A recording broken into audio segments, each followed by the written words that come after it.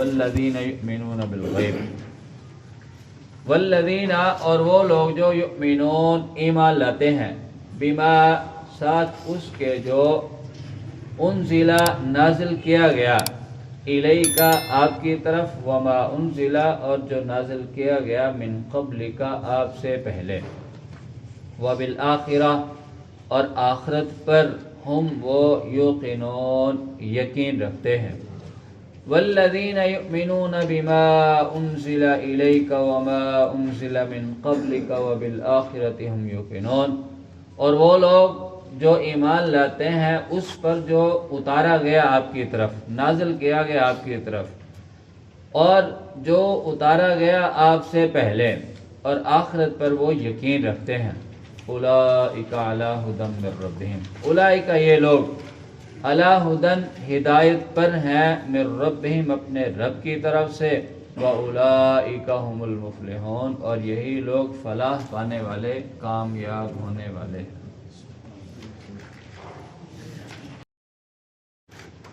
ہمارے آج کے سبق کی سورت کا نام سورہ بقرہ ہے، بقرہ۔ اس سورت میں آگے چل کر ایک گائے کا واقعہ بیان کیا جائے گا، اس مناسبت سے اس سورت کا نام سورہ بقرہ رکھا گیا ہے، اور یہ مدنی سورت ہے، مدینہ منورہ میں نازل ہوئی۔ جو صورتیں مدینہ منورہ میں نازل ہوئیں ان کو مدنی صورتیں کہا جاتا ہے، اور جو مکہ مکرمہ میں نازل ہوئیں ان کو مکی صورتیں کہا جاتا ہے۔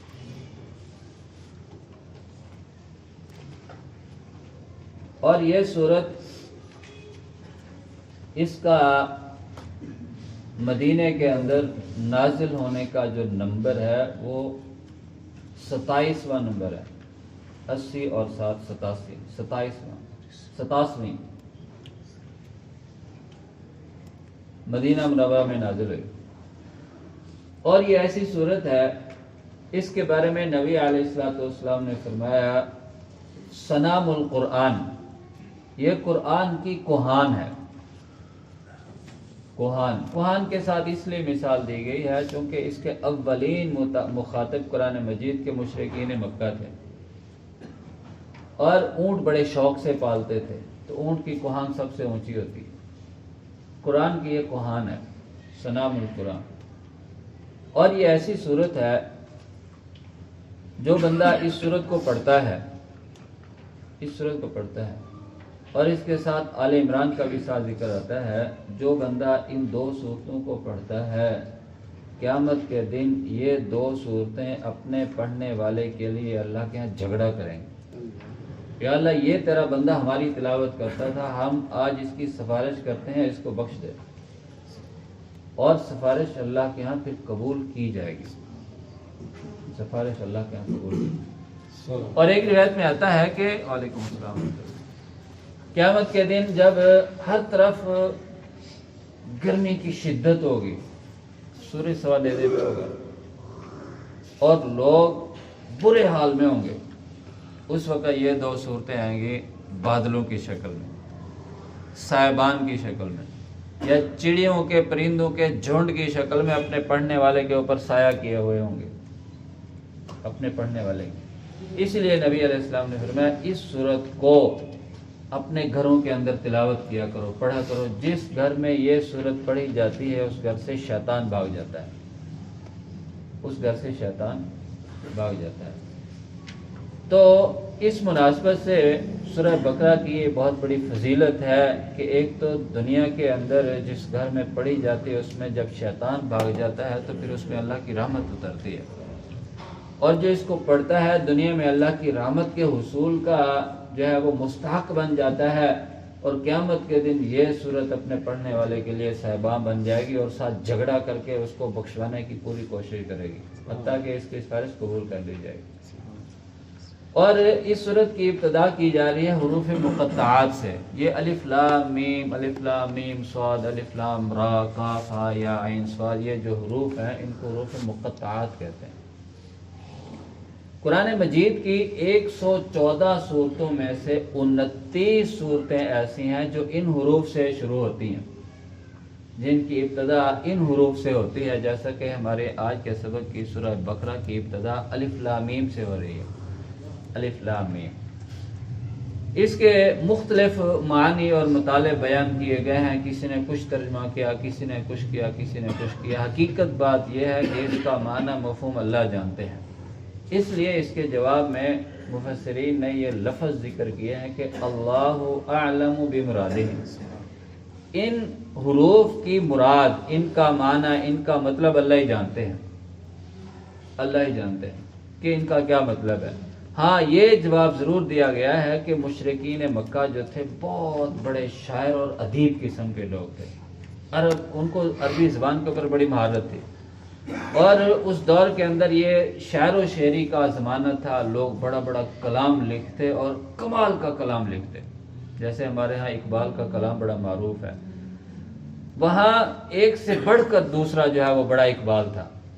ایک سے بڑھ کر جو ہے وہ دوسرا کلام لکھنے والا تھا، اور کمال درجے کا کلام لکھتے اور پڑھنے والا دیکھنے والا حیران رہ جاتا، بڑا کمال کلام، بڑا کمال۔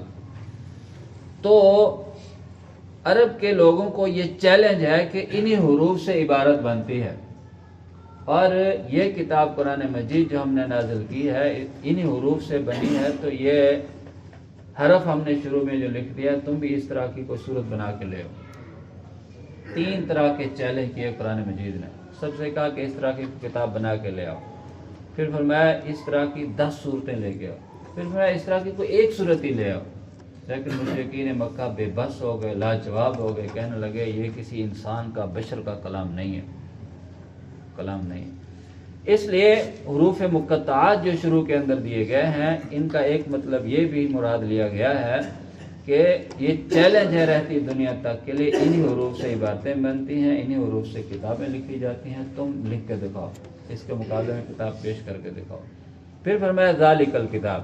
یہ کتاب ہمارا پیغمبر جو تمہارے سامنے پیش کر رہا ہے، یہ کوئی عام کتاب نہیں ہے، لا ریب فیہ، اس میں کوئی شک ہے ہی نہیں، یہ منزل من اللہ ہے، تنزیل من رب العالمین، یہ رب العالمین کی طرف سے نازل کردہ ہے، اللہ رب العزت کی طرف سے نازل کردہ ہے۔ اس لیے فرمایا ذالک الکتاب لا ریب فیہ، ایسی کتاب اس میں شک کی گنجائش ہی نہیں ہے، ھدی للمتقین، یہ متقین لوگوں کے لیے باعث ہدایت ہے۔ پہلے یہاں متقین کا، پرہیزگاروں کا، تقوی والے لوگوں کا ذکر کیا جا رہا ہے کہ ان لوگوں کے لیے یہ باعث ہدایت ہے۔ التقوی کسے کہتے ہیں؟ حضرت ابو ہریرہ رضی اللہ تعالیٰ عنہ سے پوچھا گیا کہ تقوی کیا ہوتا ہے، تقوی کا ذرا معنی مفہوم تو بتائیے، واضح کیجئے تقوی کیا ہوتا ہے۔ ابو ہریرہ رضی اللہ تعالیٰ عنہ عرض کرنے لگے کہ کیا تم نے کبھی کچھ جنگل کا راستہ کبھی کراس کیا ہے، کہیں گزرنے کا وہاں سے اتفاق ہوا ہے جہاں جھاڑیاں ہوں، کانٹے ہوں، درخت ہوں، اور وہاں سے گزرنا پڑا ہو؟ کہنے لگا وہ سائل، کہنے لگا ہاں کئی دفعہ اتفاق ہوا ہے۔ تو کیسے گزرتے ہو؟ میں اپنے دامت کو سمیٹ لیتا ہوں تاکہ کوئی کانٹا جو ہے وہ میرے کپڑوں سے الجھ نہ جائے اور میں پھنس نہ جاؤں، میں سمیٹ کے وہاں سے نکل جاتا ہوں۔ پھر میں یہی تقوی ہے۔ دنیا کے اندر بے شمار مسائل ہیں، اور جو اپنے آپ کو دنیا کی خرافات سے بچا کے، اپنے آپ کو سمیٹ کے پرہیزگاری کے ساتھ گزر جاتا ہے، وہ متقی ہے۔ اور ہر وہ کام جو اللہ اور اس کے رسول کے احکامات کے خلاف ہو اور انسان اس سے بچے، یہ تقوی ہے،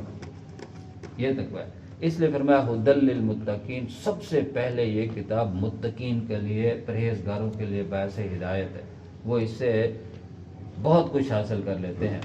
اور پھر آگے سورہ آل عمران میں جا کے ہم پڑھیں گے، وہاں اللہ نے فرمایا ھدی للناس، یہ کتاب پوری انسانیت کے لیے باعث ہدایت ہے، باعث ہدایت سب کے لیے، پوری انسانیت کے لیے، لیکن اس سے زیادہ فائدہ تقوی والے اٹھاتے ہیں، پرہیزگار لوگ اٹھاتے ہیں، اس سے زیادہ تقوی حاصل کرتے ہیں۔ تو دوسری آیت میں فرمایا جا رہا ہے الذین یؤمنون بالغیب، تقوی والے کون لوگ ہیں؟ وہ لوگ جو ایمان رکھتے ہیں بالغیب، غیب کے اوپر۔ غیب کیا ہے؟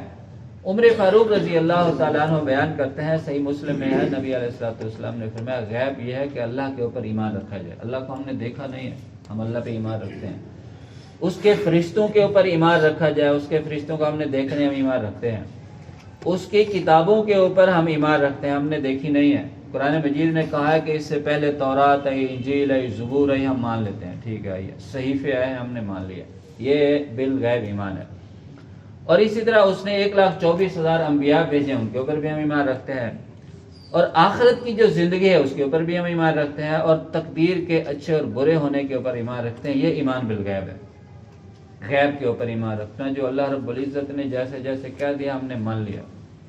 ٹھیک ہے جی، مان لیا، ایسے ہی۔ وَيُقِيمُونَ الصَّلَاةَ، پرہیزگار لوگوں کی دوسری نشانی یہ ہے کہ وہ نماز قائم کرتے ہیں، نماز کی ادائیگی کرتے ہیں، 5 وقت نماز کی ادائیگی کا مکمل اہتمام کرتے ہیں۔ یہ نہیں ایک پڑھ لی 2 چھوڑ دی، 2 پڑھ لی 3 چھوٹ گئی، 3 پڑھ لی 1 پھر مس ہو گئی، ایسا نہیں، بلکہ نماز کو قائم کرتے ہیں، اس کو اپنے وقت کے اوپر ادا کرتے ہیں، اور اس طرح ادا کرتے ہیں جیسے نبی علیہ السلام نے فرمایا صلو کما رأیتمونی اصلی، نماز ایسے ادا کرو جیسے مجھے ادا کرتے ہوئے دیکھا ہے، بڑے اطمینان کے ساتھ، سکون کے ساتھ، آرام کے ساتھ، جیسا کہ حدیث میں آتا ہے نبی علیہ السلام مسجد کے اندر تشریف فرماتے، ایک باہر سے بندہ آیا، اس نے نماز پڑھی، آ کے اپنی محفل میں بیٹھنے لگا، آپ نے فرمایا ارجع فصلی فإنک لم تصلی، جا نماز پڑھ، نماز نہیں پڑھی، بظاہر نماز پڑھ کے آیا، نماز پڑھی ہے، سب کے سامنے پڑھی، آ کے بیٹھا، آپ نے فرمایا نماز نہیں پڑھی،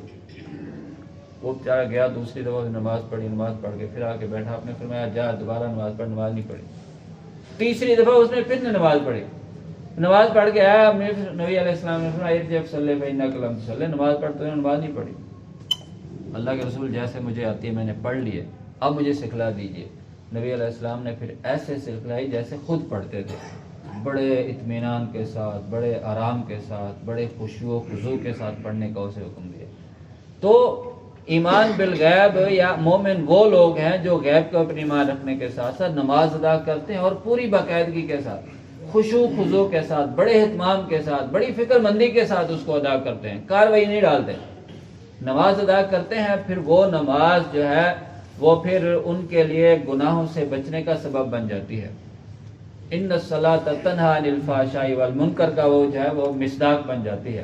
نماز برائی اور بے حیائی کے کاموں سے روکتی ہے۔ انسان نماز پڑھے، نماز کے بعد اس کی طبیعت کے اندر تبدیلی محسوس ہو اور وہ گناہوں سے بچنے کی کوشش کرے، اس کا مطلب ہے اس کی نماز پڑھی بھی ہے اس نے اور اس کی قبول بھی ہوئی ہے۔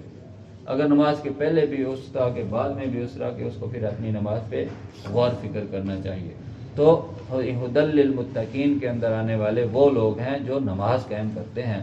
وَمِمَّا رَزَقْنَاهُمْ يُنْفِقُونَ، تیسری صفت یہ ہے کہ ہم نے ان کو جو مال دیا وہ ہمارے راستے میں خرچ کرتے ہیں، اللہ کا دیا ہوا مال اللہ کے راستے میں خرچ کرتے ہیں۔ اللہ فرماتے ہیں جو میرے راستے میں خرچ کرتا ہے میں اس کو اور زیادہ عطا کرتا ہوں۔ تو اس انداز سے خرچ کرتے ہیں کہ صرف اللہ کی رضا مقصود ہوتی ہے، اللہ راضی ہو جائے، اس کے راستے میں اس انداز سے جو ہے وہ خرچ کرتے ہیں۔ اور اگلے آیت میں فرمایا جا رہا ہے والذین یؤمنون بما انزل الیک وما انزل من قبلک، وہ لوگ ایمان رکھتے ہیں جو کتاب نازل کی گئی آخری پیغمبر پر، اس کے اوپر بھی ایمان رکھتے ہیں، اور اس سے پہلے جو کچھ نازل کیا گیا اس کے اوپر بھی ایمان رکھتے ہیں۔ وبالآخرۃ ہم یوقنون، آخرت کے اوپر یقین رکھتے ہیں کہ اللہ نے قیامت کا دن 50,000 سال کا مقرر کیا ہے، اس دن دوبارہ زندہ کر کے اپنے حضور پیش کر کے حساب کتاب کرے گا، جنت ہے، جہنم ہے، ان چیزوں کے اوپر ایمان رکھتا ہے۔ تو ان لوگوں کے بارے میں فرمایا اولئک علی ھدی من ربہم، یہ وہ خوش نصیب لوگ ہیں جو اصل میں ہدایت کے اوپر ہیں، اپنے رب کی طرف سے ہدایت کے اوپر یہ لوگ ہیں، اپنے رب کی طرف سے ہدایت کے اوپر یہ لوگ ہیں۔ وَأُولَٰئِكَ هُمُ الْمُفْلِحُونَ، اصل میں کامیاب یہ ہیں، قیامت کے دن کامیابی ان لوگوں کو حاصل ہوگی جو یہ گزشتہ جو ہم نے پڑھی ہیں یہ صفات جو رکھتے ہیں اور ان کے اوپر پورے اترنے کی کوشش کرتے ہیں۔ تو یہ وہ خوش نصیب لوگ ہیں جو اللہ کی طرف سے ہدایت کے اوپر بھی ہیں اور اللہ کی طرف سے یہ اس دن کامیاب ہونے والے بھی ہیں۔ اللہ رب العزت ہمیں یہ صفات اپنانے کی اللہ میں توفیق عطا فرمائے۔ سبحانک اللہم و بحمدک، اشہد ان لا